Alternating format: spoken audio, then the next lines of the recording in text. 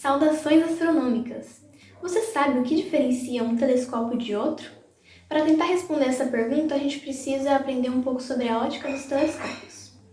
Meu nome é Bárbara, eu faço Física na UFSCar e seja bem-vindo a mais um vídeo da série Desvendando a Astronomia.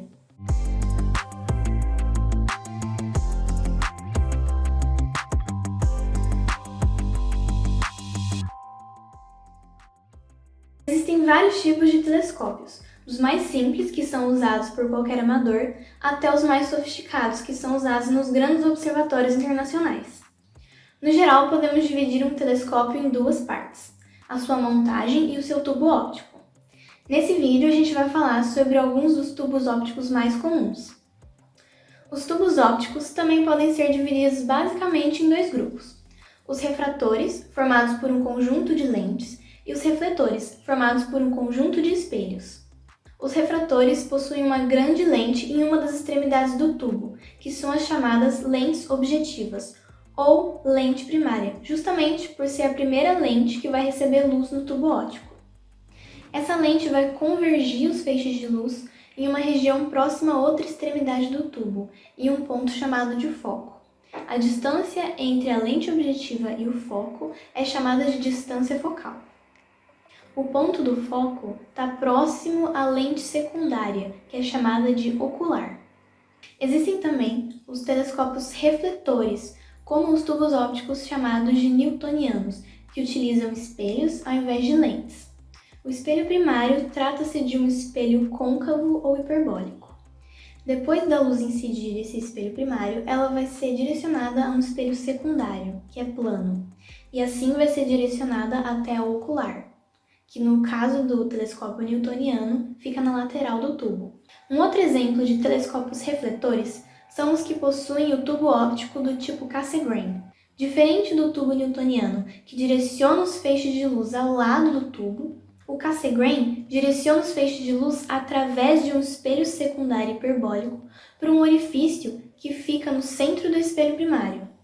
Isso permite a construção de um tubo óptico bem mais curto, mesmo possuindo uma longa distância focal.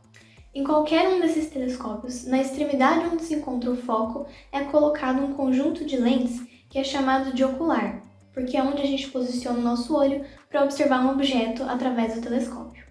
No geral, a ocular é uma peça que pode ser trocada no telescópio, e ela é responsável pelo aumento fornecido pelo telescópio. Por ser um conjunto de lentes, a ocular também possui uma distância focal. E o aumento do telescópio é dado pela razão entre a distância focal do telescópio e a distância focal da ocular. Ou seja, se dividirmos o valor do foco do telescópio pelo valor do foco da ocular, teremos a quantidade de vezes que a imagem observada pelo telescópio será aumentada. Repare que a distância focal do telescópio é fixa, afinal a gente não pode modificar os componentes internos do tubo óptico. Sendo assim, se a gente quiser aumentar a imagem do telescópio, a gente vai ter que trocar o ocular por uma de menor foco. Por exemplo, para um telescópio que tem uma distância focal fixa de 2.000 mm, se a gente usa uma ocular que tem distância focal de 20 mm, o aumento que a gente vai ter é de 100 vezes, já que 2.000 dividido por 20 é 100. Se a gente trocar o ocular desse mesmo telescópio por uma com 10 mm de distância focal, a gente vai ter um aumento de 200 vezes, já que 2.000 dividido por 10 é igual a 200. Outra característica de um telescópio é a sua abertura, que é definida pelo tamanho da sua lente primária ou do seu espelho primário. Quanto maior é o valor do diâmetro da lente ou do espelho, maior é a quantidade de luz que o telescópio consegue captar, podendo ser capaz de formar imagens de objetos que têm menos luminosidade. Temos então duas características muito importantes de um tubo óptico: a sua abertura, que está relacionada com a quantidade de luz que o telescópio é capaz de receber, e a distância focal, que está relacionada ao aumento da imagem.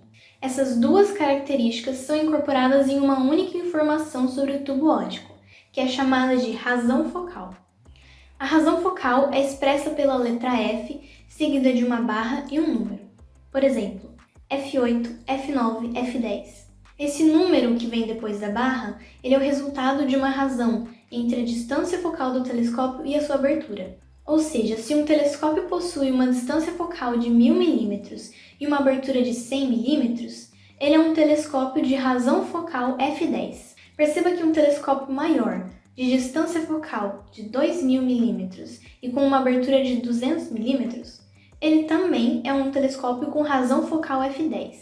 Perceba então que um telescópio de menor razão focal, como um f8, possui um menor poder de ampliação, porém tem mais captação de luz. Já um telescópio com razão focal f10 possui um maior poder de ampliação, porém menor captação de luz, exigindo, por exemplo, um ambiente com menos poluição luminosa para se ter uma boa imagem de um objeto mais fraco no céu.